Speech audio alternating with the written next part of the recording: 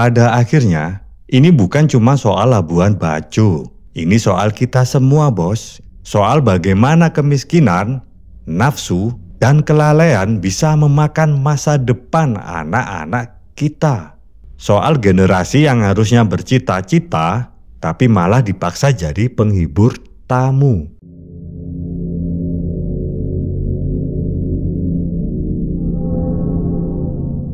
Selamat datang di Zona Kriminal yang gak cuma santai tapi juga kadang bikin kening berkerut. Hari ini kita mau ngulik sisi gelap dari pesona cantik Labuan Bajo. Yang kita bahas ini bukan cuma tentang Pantai Indah dan Komodo, tapi juga tentang anak-anak yang harusnya masih belajar IPA malah dipaksa belajar cari uang lewat jalan yang busuk. Aku Berio WB. Labuan Bajo katanya surga wisata. Tapi siapa sangka di balik debur ombak dan selfie wisatawan ada anak SD sampai SMA yang diduga dijual untuk memuaskan tamu yang haus syahwat. Ironis kan ya? Ironis banget. Tempat yang seharusnya jadi destinasi keluarga justru menyimpan cerita muram yang bikin kita geleng-geleng kepala. Ini harusnya bisa jadi potret nyata yang berhasil bikin kita semua harusnya malu. Nah, cerita ini bukan muncul dari grup keluarga di WhatsApp, tapi laporan resmi dari pejabat sosial setempat. Ada anak-anak yang diantar pakai mobil travel masuk hotel dengan senyum-senyum yang katanya bersukacita. Miris banget. Anak-anak ini mestinya sibuk belajar atau main bola di lapangan, bukan malah melayani tamu yang usianya lebih tua, 2-3 kali lipat dari usia mereka. Dan kita pun harus bertanya, lah kok bisa? Apakah ini salah anak-anak? Tentu nggak segampang itu, bos. Ini soal siapa yang pegang kendali, para mucikari, calo, dan juga lingkungan yang seolah-olah tutup mata. Dan yang lebih parah lagi, kita seringkali sibuk nonton konten joget-joget gemes ketimbang menyorot kabar kelam kayak begini. Bukankah aneh?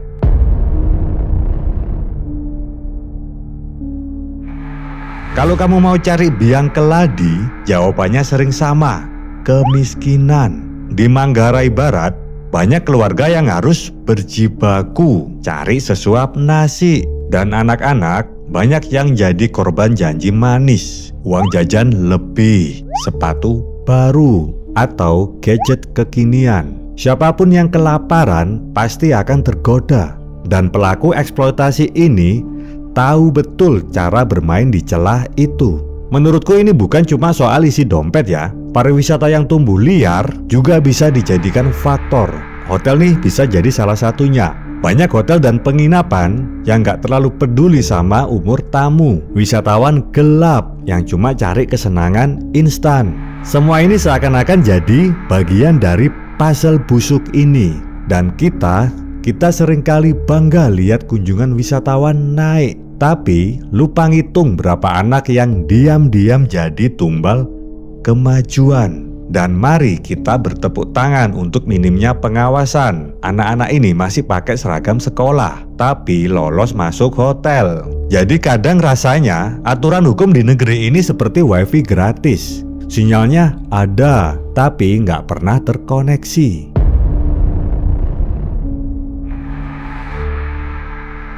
Dan di zaman sekarang, rayuan maut nggak cuma dari mulut, tapi bisa juga dari DM Instagram atau chat WhatsApp.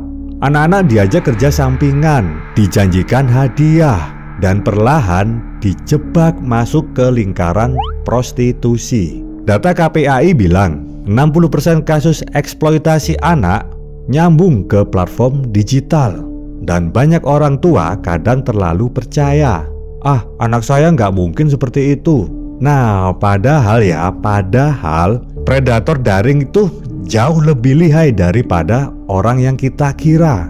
Dan sekolah pun juga seringkali hanya fokus pada nilai rapot, tapi justru lupa ngasih pelajaran soal bahaya predator seksual yang pakai fake account. Dan ini nih yang bikin kita tambah sedih. Anak-anak ini kadang merasa bangga karena dapat perhatian dan materi. Mereka tuh belum paham bahayanya luka batin, trauma, atau risiko penyakit. Dan kita sebagai orang dewasa seringkali baru ribut setelah ada video yang viral. Klasik bos, klasik.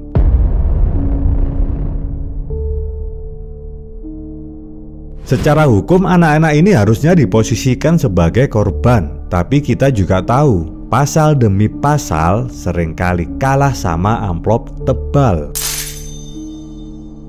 Undang-undang Perlindungan Anak dan TPPO sudah ada. Tapi kalau pengawasan dan penegakannya lemah, ya sama aja bohong. Pemerintah bilangnya mau bentuk satgas, razia hotel, dan edukasi di sekolah. Bagus sih, itu bagus. Tapi ingat, kita nggak butuh seremonial belaka. Yang kita butuh itu tindakan yang konkret, seperti pelaku dijerat, korban dirawat, dan hotel yang jadi sarang prostitusi cabut izinnya. Bukan cuma diperingatkan pakai spanduk atau surat resmi. Dan jangan lupa, wisata ramah anak bukan sekedar slogan di brosur. Harus ada regulasi yang tegas, audit berkala, dan sanksi nyata.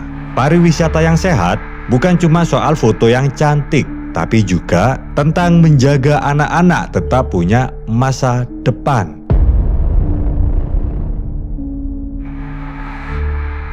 Pada akhirnya, ini bukan cuma soal Labuan Bajo.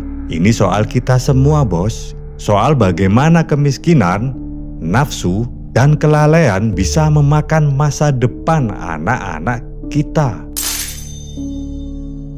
Soal generasi yang harusnya bercita-cita, tapi malah dipaksa jadi penghibur tamu. Tugas kita pertama tentu, jangan jadi pelaku. Dan yang kedua, jangan tutup mata. Kalian harus melaporkan kalau lihat sesuatu yang mencurigakan. Ajak anak ngobrol, ajarkan mereka untuk bilang tidak. Dan untuk para pembuat kebijakan, jangan cuma bikin janji-janji saat kamera baru on, lalu hilang ketika kamera off. Labuan Bajo itu layak untuk jadi surga yang sesungguhnya. Bukan cuma buat wisatawan ya, tapi juga untuk anak-anak yang lahir dan tumbuh di sana. Karena masa depan mereka jauh lebih berharga daripada sekedar grafik kunjungan turis. Terima kasih udah dengerin ini sampai habis. Semoga kita nggak cuma berhenti di rasa prihatin, tapi juga mau melangkah lebih jauh. Karena generasi muda nggak boleh jadi korban ambisi siapapun itu. Sampai ketemu di episode berikutnya. Tetap peduli, tetap kritis. Dan jangan lupa, keindahan itu bukan cuma soal pemandangan, tapi juga soal nurani. Aku Berio WB.